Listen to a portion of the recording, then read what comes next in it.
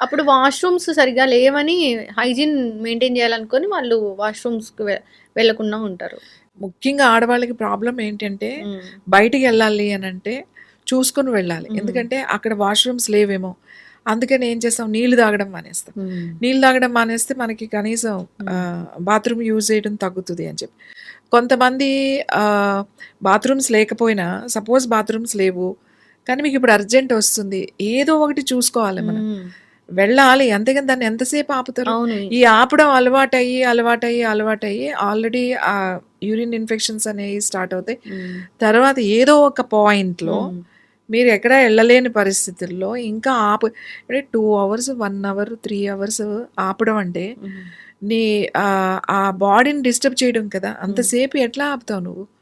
ఆపడం చాలా కష్టం కదా! సో, అది వెనక్కి రివర్స్ ఎళ్ళిపోతుంది కదా! అది ఆల్రెడీ ఇన్ఫెక్షన్ ఉండుంటది. హ్మ్. చాలా మందికి యూరిన్ ఇన్ఫెక్షన్స్ ఉందని గూడా తెలీదు. హ్మ్.